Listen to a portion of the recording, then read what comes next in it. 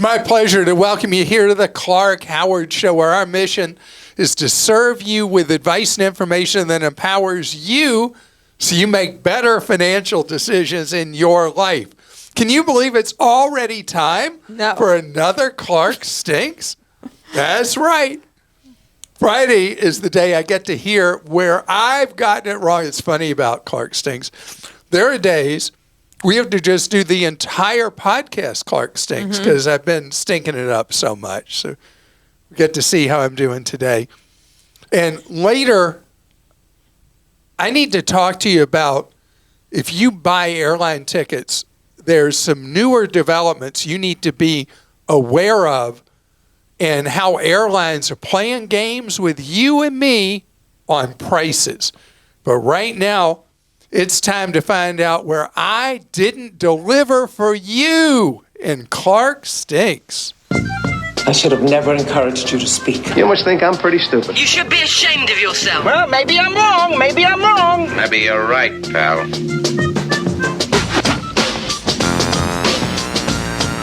Clark, you stink like the bottom of my garbage can in a heat wave. This is regarding your answer about the person struggling to pay their medical bill.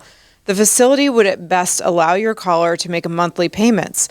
Please tell people about the healthcare advocate that is usually on staff at every hospital. Often they can assist in you getting a lesser payout. In addition to that, you can negotiate a lower amount by offering to pay your balance in one lump sum. We did that last year and saved $700. Granted, this was a $6,000 bill, not $50,000.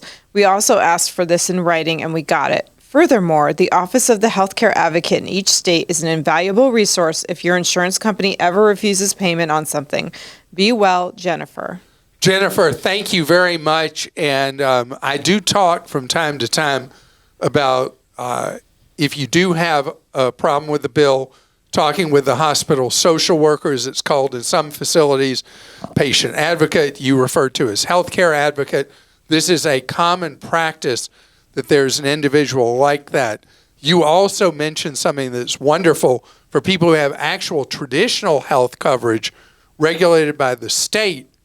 Talking to the healthcare advocate in each state is great. A lot of people think they have, though, traditional health coverage from an employer, and it is not a state-regulated function if it is what's known behind the curtain as a health reimbursement plan, even though it may be administered by an insurance company. Clark, I can smell the petrol fumes all over you. You spoke of gas stations charging far more in credit card fees than the 3 or 4% it costs them to take a credit card. That can be very true, but also can still be a better deal with a 5% credit card reward such as the Sam's Club card. Additionally, you've never mentioned that some states do not allow for credit card fees to be charged to a consumer. In Maine, for example, while you can be given a discount for cash, you cannot be charged an additional fee for using a credit card. Businesses must post the cash discount if they wish to offer it, and the Attorney General of Maine strictly enforces this rule if a business is reported. At one time, New Jersey had a similar law, but I'm not sure if they still do. When you talk about credit card fees, you should let your listeners know what states have these laws in place so they don't get ripped off by some disreputable businesses. Micah. Micah, thank you very much. And it is true that in some states it's called a cash discount, and in others there's a credit card surcharge.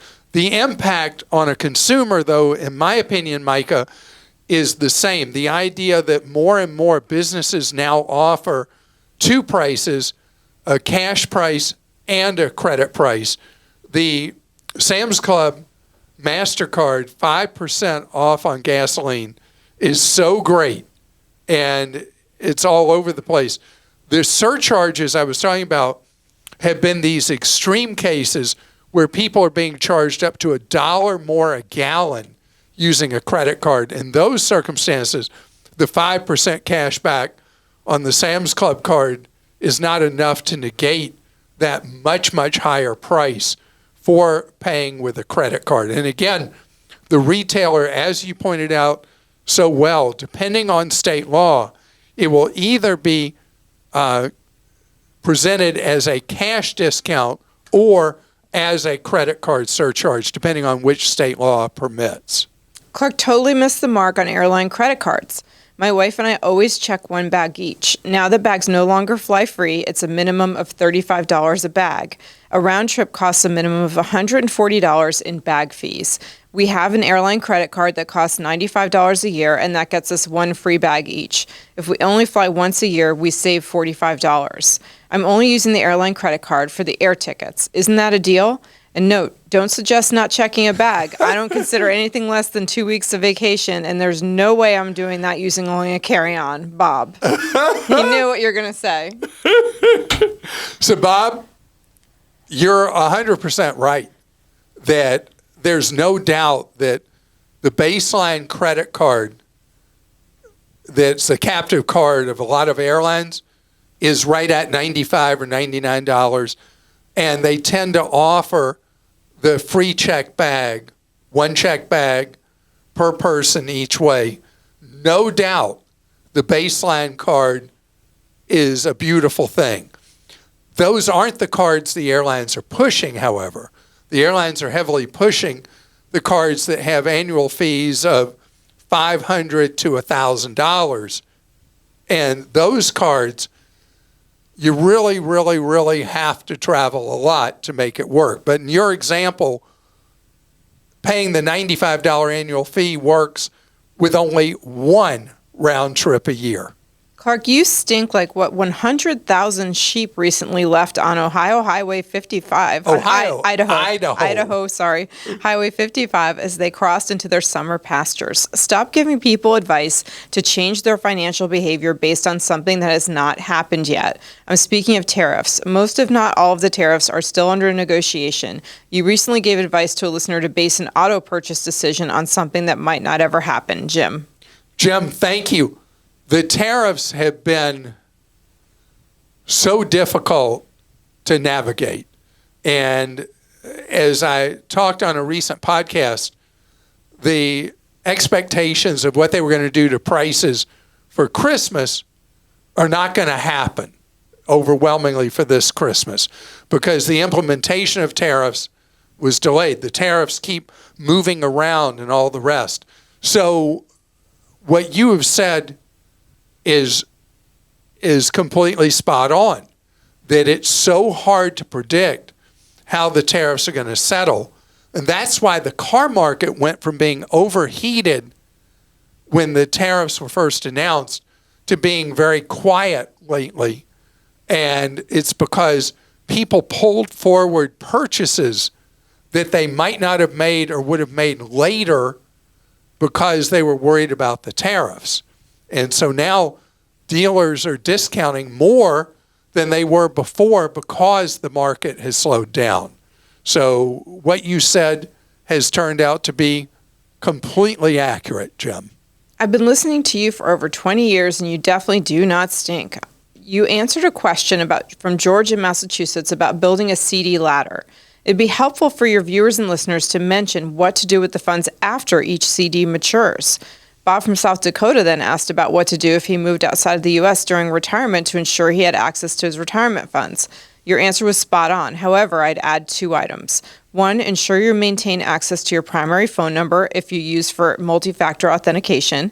2, get and begin using a VPN if you don't already use one. My family and I lived in Abu Dhabi in the United Arab Emirates for 5 years as part of work and loved it. My elementary and middle school kids loved the experience too. We kept a T-Mobile line just for authentication and critical purposes. Your beloved Google Fi would be an outstanding choice for this today. For the VPN, sometimes you just have to use a US IP or things won't work. Thanks for all you do. I switched to the Clark side years ago. Tom, thank you very much. And let me go back to the thing you said up front, because I'm so bad I forget things like that. But we're talking about building the CD ladder. So the idea of the CD ladder is you start with 5 CDs, classic ladder, a 1-year CD, you take a pile of money, divide it by 5, and you use it to buy a 1-year CD, a 2, a 3, a 4, and a 5. What happens 1 year out is that 1-year CD, you then take the money and you put it in a new 5-year CD. The idea is that 20% of your money is available to you every year. When that 2-year CD comes due, you then put it into a new 5-year CD. So again, every time you rebuild the ladder every 12 months by taking the CD that now is ready to be re-saved because it's not an investment. You take Re-runged. Re-runged? It's ready to be a new Re-runged rung. on the ladder. You take that 20%, it goes into a 5-year CD. So the reason 5-year is that there can always be exceptions, like right now, but 5-year CDs tend to have a higher earning rate than you're going to have with a shorter term CD. And so that's why the ladder is done the way it is. I'd like to add a little cologne to Clark's usually pleasant odor. Oh, boy. He mentioned asking long-term Costco employees about which days are the least busy. But did you know that Google will supply this info for you? Just look up any good-sized business, including Costco, in Google Maps. If you click on the business, then scroll down, you'll see a little chart that shows you the busiest and least busy times of day for each day of the week. It's very handy, Richard. Richard, thank you. And it's terrible I neglected mentioning it because I use that chart all the time. Do you use it? No. Oh, I absolutely do use that. And the patterns are really interesting because they're not the same at every restaurant, every retailer. They each have their shoppers' patterns that are really good to identify. Yeah, I just know if I don't want to be at Costco anytime on the weekend. Well, that's a true story, except do you know that if you go just before they close on a Saturday or Sunday, like 20 minutes before closing, something like that, they tend to be less crowded at the very, very end of a weekend day, at least my experience. But probably no samples. No samples. A caller asked for advice about quitting his lucrative job to go to grad school for a teaching credential. I think Clark missed the mark on this one. There are many colleges, both online and physical, that make it easy to obtain a credential while working full-time, as I did. I was able to get mine just a year beyond my BS. Had I wanted to add my master's, it would have taken another year, still working full-time. Clark mentioned a master's. A credential for teaching grade school is not a master's. In grade school situation, a master's would move one up to the pay scale and possibly open the door to teaching alternate courses, but it's not required. As far as professorship goes, I'm not sure that the caller gave adequate info to answer the question. Most four-year colleges prefer a PhD, while community colleges will accept a teacher with a master's many times. Tracy. Tracy, thank you very much. And yes, I love when people have a full-time job, if they can earn a credential that gets them to what they'd like to do next, so that it's not an either or of quitting work for a period of time to then do the next thing. Yeah, that's obviously best. It requires a potentially exhausting schedule for people. Some people aren't game for that. You smell like a pile of rotting horseshoe crabs on a Cape Cod beach in August on this one. Whoa! I love that reference. When you praised Coppertone WaterBabies Lotion SPF 50 as Consumer Reports' top-rated sunscreen with a perfect score of 100, you failed to mention that Coppertone Kids Lotion SPF 50 was the lowest-rated sunscreen lotion with a score of 17. That would have been nice to know when shopping for sunscreen. Come on, Clark. Michael. Michael, thank you very much. And update. The WaterBabies no longer gets 100. It's still a very high rating, but that's why I'm so specific about naming with sunscreens, and we follow up with the information on Clark.com, because one company can have the best sunscreen out there and one that's really mediocre or poor. A lot of very expensive sunscreens that you think because you're spending so much money, it's going to be just awesome, could be not protective at all. And I really appreciate. It does get 100, by the way. It was the Trader Joe's that was 100 before and went down. Oh, I'm sorry. So the Coppertone is still 100? The WaterBabies, just the WaterBabies. Right. But this is so interesting. I didn't even notice that the Coppertone Kids, same SPF 50, is the lowest rated. So that's kind of crazy. But good point. So that's why, again, the very specific stuff, WaterBabies, best, kids, very low rated. Mm-hmm. So I didn't realize it. I thought it did not get 100 again. No, the WaterBabies did. WaterBabies did get another 100. So it's the TJs. Yeah, the Trader Joe's went down in rating. Yep. Okay. But they're still good. But I recently used TJ's lotion and spray on a vacation. TJ's, for people not familiar, that's Trader Joe's. These are just lotions I pulled up for you, by the way, just so we could see the score on that. But yeah, and that worked really well. I was in a very hot, sunny place, and I did not burn. That's right. I mean, I was talking with Christa while she was on her fun beach getaway in the tropics. Yep. And I was imagining you were going to come back looking like a lobster. No way. I reapply. I'm so pale that I cannot take any chances because I will burn quickly. My friend got a really bad burn the first day, but I stay in the shade if I can. I wear a hat. I reapply sunscreen, and it was fantastic. Well, I'm so glad you had a great time, too. I did. What's the one thing that happened, though, on Christa's trip that she regrets? What? She spent more money than she thought she would. Of course. So how about spending as little money to go where you're going to go? I'm going to talk about that straight ahead. If you're a longtime listener or viewer, you're aware of what I've talked about called loyalty index scores. It was remember, there was a time not that many years ago where the big buzzword was big data, that companies were able to use supercomputers to crunch a huge amount of data, figure out what's going on in our heads as best the big data could come up with, and price accordingly.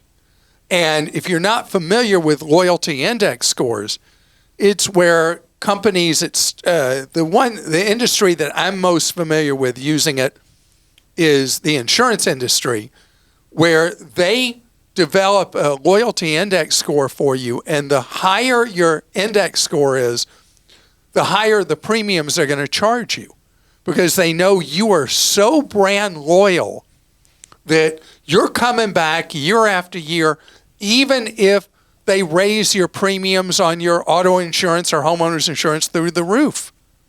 It took the cycle of inflation from the auto and homeowners insurance industries over the last several years for people who had never been shoppers to shop around. But the industry would use this loyalty index score as a way to price discriminate, where the more loyal you were, the more you paid. The least loyal you were, the least you pay. A perfect example of people getting punished for loyalty, rewarded for disloyalty. Think about dealing with your internet connection at your home or your business. If you stay loyal to your internet provider, they just raise the rates again and again and again and again and again. But on the other hand, if you play free agent, and let's say you only have 2 or 3 choices where you live, is now having a third choice become more common, and you go to another one and you say, hey, what do you have for internet? And they offer you a deal. You go back to who you're with, and they say, oh, yeah, we'll give you this great deal we wouldn't offer you before. Being disloyal pays. Now another industry has decided to enter this same territory that never did it, and is putting aside what economists often refer to as fair pricing. Fair pricing is when everybody's charged the same thing. Now the airline industry is noodling around testing ways to charge down to the individual, where to this point there was price discrimination. You buy ahead, you get a lower price than somebody buys last minute. You go on flights that people aren't as interested in, you get a lower price than people want to go Friday evening, Monday morning, right? Or Sunday night. But now Delta came public to Wall Street with something that airlines have been keeping really quiet. So now Delta's the one that's exposed and is taking the heat for something that is something industry's testing using beyond big data. They're using predictive analysis with AI to try to drill down to the individual what they're going to offer you in a price. Delta right now, 1 out of every 30 tickets is doing it. Their goal by the end of this year is to be at 1 in 5 tickets that people buy will be price discriminated based on how much money they think they can get out of you. So Christa and I could both be going on the same exact flight, shopping at the same exact minute, and she will be offered a higher fare than I will be offered. Probably correct. And the reason she'll be offered a higher fare is she is much more brand loyal to a particular airline than I am. But how would they know that you're not brand loyal to them and that you don't just travel infrequently? So because you go to look at tickets and you don't purchase? So what all Delta itself is doing behind the curtain, they've been coy about. But there are things that I'd want you to do. One is, even if you are, like you, brand loyal to a particular airline, I want you to go into an incognito mode. Mm-hmm. Do not sign into your account. Or just use a separate browser. I do that a lot. But if you sign into your account, that's not going to help. I don't sign in. Because what do the airlines try to do? They always try, when you first get there, sign in, log in, log in, log in. But remember, also, a lot of companies look at, if you're on Safari, if you're an Apple person, you want to download a different browser because sometimes you can be charged more with that. So there's been a lot of arguing whether people really are charged more money using a MacBook or using Safari browser. But what Delta's up to is tracking your habits and what you're doing with your travel. An example for me is that I fly a lot. Mm-hmm, you do. And I only buy one-way tickets. So that's a tip-off to an airline. And I'm going on a trip in a few weeks for Habitat for Humanity. And I'm going one way on that trip. I'm going one way on Southwest, one way on Delta. And that was what got me the cheapest combination of fares. It ended up saving me, I think it was $220 on the round trip. It was a lot of money. Mm-hmm.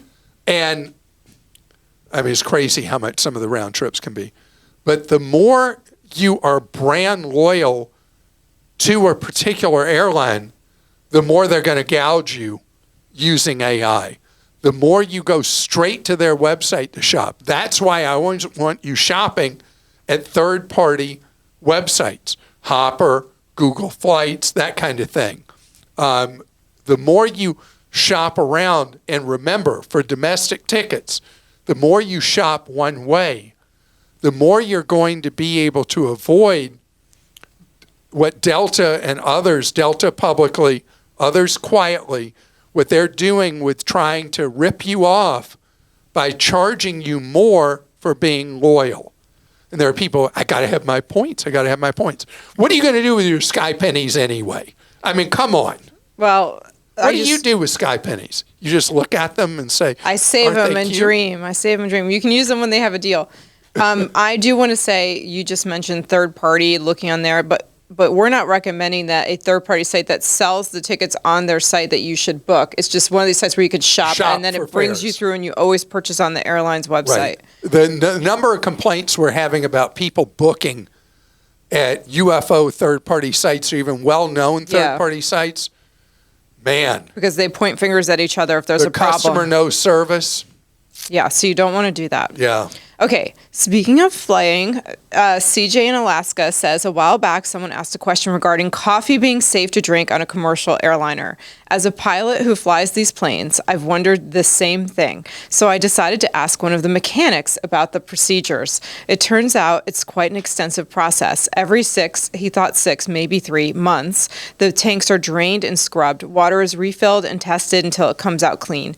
Those results are logged and tracked. As an operating pilot, I often have a cup of airplane coffee, but I prefer frou-frou coffee bought in the airport only because it tastes better. I hope that helps. CJ, thank you very much, because this has been such a buzz about the coffee. That's a bad pun to say. Buzz. Yeah. Anyway, there's been such a buzz that it's not safe to drink hot tea or hot coffee on an airplane because the water tanks are filthy. And thank you, CJ, for saying, at least with the airline that you're with, that it's safe to fly. And flying in the Alaska airspace means you are one incredible pilot, because those are tough conditions you fly in a lot of the year. I agree with CJ on the taste of the coffee, though. I mean, yuck. I never get it on the airplane because of that, and I'm a coffee addict.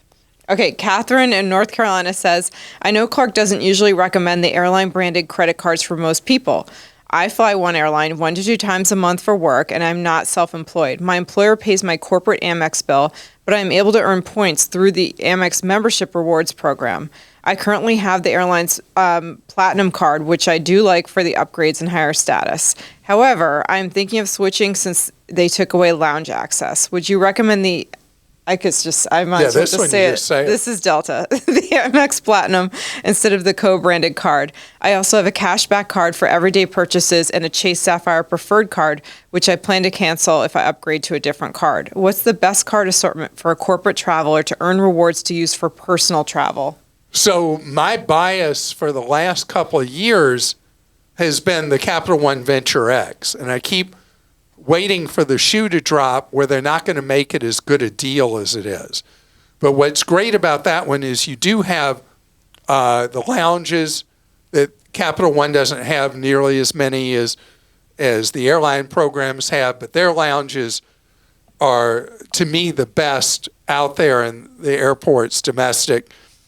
And you also have the Priority Pass lounges, which vary in quality through the Capital One. But the thing that makes it such a winner, I always hold my breath talking about this because I know at some point they're going to say, we're giving people too good a deal, is it has a $400 annual fee, $395 if you want to be specific.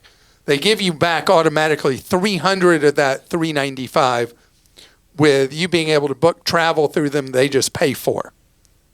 Then they give you $100 each year equivalent in automatic points added to your account, making the equivalent value of the card essentially free with all the benefits. And at some point, they already cut back lounge access for people you're bringing with you. And at some moment, they're going to raise the fee. I mean, Chase raised their fee high as the sky. Amex is going to raise theirs high as the sky. But that's my favorite of the programs. And you have the points you can transfer to a variety of partners. Bobbi in New York says, I'm flying 5 of us directly from New York City to Seattle for Turkey Day. We plan to fly approximately from the Tuesday before to the Monday after, i.e. not peak. Should we buy now or wait a few months? So, Bobbi, first of all, I need to tell you something terrible. The Tuesday, Wednesday before Thanksgiving, the Sunday, Monday after are the 4 peak of the peak days at Thanksgiving. If you can come up with any flexibility in the days you travel, where you get out of the Tuesday and out of the Monday coming back, that's when you're going to really see the fares better. You don't want to wait a lot longer on Thanksgiving travel. Thanksgiving is such a tight, specific window. But as an example, okay, you're flying New York to Seattle. You pick up 3 of those hours flying out to the West Coast from the East Coast, would you consider, just maybe, taking a morning flight, Thanksgiving morning, the cheapest day of the Thanksgiving holiday period to fly, and go Thanksgiving morning? You'll be there in time for lunch and festivities beyond on Thanksgiving, and then come back on Tuesday or Wednesday of the following week. If you do the shopping I talk about, looking day by day, one way instead of round trip, you'll see how much the fare drops if you'll flex on the flights into Seattle. In addition, in the New York metro area, look at all the airport choices. In the Seattle area, see if there's anything going to Everett Field or Bellingham that would be a lot cheaper than flying right into SeaTac.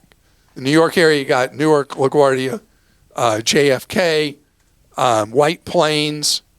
There's some stuff going out of, what's the one, Hudson River Valley Airport. Christa, what's that airport called in the Hudson River Valley, right by where? Stewart Field. Thank you.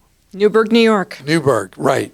So you flex days, you flex airports, and you flex airlines, where you go one way on one way on the other. That will probably get you a better deal. But the tradition typically with Thanksgiving, along with the one day a year that a lot of people is the only day a year they eat turkey, it is tradition that the airlines, the closer you get to Thanksgiving, the steadily higher they make the prices on Thanksgiving travel. But you can fight back by picking different days both ways. Let me know what you end up deciding to do. And have an absolutely wonderful, fantastic weekend this weekend. I hope that you do something really fun over this weekend. If you want to save some money over the weekend, look at Clark Deals or get our daily Clark Deals newsletter, because it's free. We'll give you what are the hot deals of the moment that are available to you. I mean, we're here for you whenever you want us in so many different ways, on social media, our newsletters, our websites, clark.com and clarkdeals.com. My thing is I want you to have good information that helps you make good decisions in your life with your goals, with your wallet, and with your future, so that you can save more, spend less, and avoid getting ripped off. I'll be with you on Monday.